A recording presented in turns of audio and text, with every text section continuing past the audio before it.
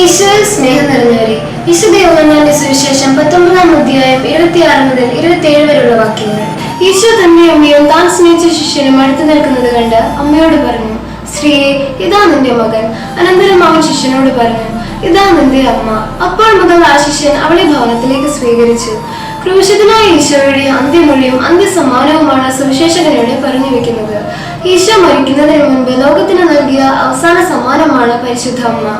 ഈശോ സ്നേഹിക്കുകയും ഈശോയെ സ്നേഹിക്കുകയും ചെയ്ത സകല മനുഷ്യർക്കും അമ്മയായി ഈശോ തന്റെ അമ്മയെ നൽകിയിരിക്കുന്നു. കുരിശൻ ചുവട്ടിൽ നിന്ന് ശിഷ്യൻ ചെയ്തതുപോലെ നാമും ചെയ്യണം. പരിശുദ്ധ അമ്മയെ ഭവനത്തിൽ സ്വീകരിക്കണം. ഭവനം എന്നത് ഹൃദയത്തിന്റെ പ്രതീകമാണ്. പരിശുദ്ധ അമ്മയെ നമ്മുടെ ഹൃദയത്തിൽ നമ്മുടെ അമ്മയായി സ്വീകരിക്കണം. നമുക്ക് പ്രാർത്ഥിക്കാം. സ്വന്തം അമ്മയെ ലോകത്തിന്റെ അമ്മയായി നൽകിയ ഈശോനാഥ, പരിശുദ്ധ മറിയത്തെ ഹൃദയത്തിൽ സ്വീകരിച്ച് സ്വന്തം അമ്മയാക്കി മാറ്റാൻ ഞങ്ങളെ സഹായിക്കണമേ.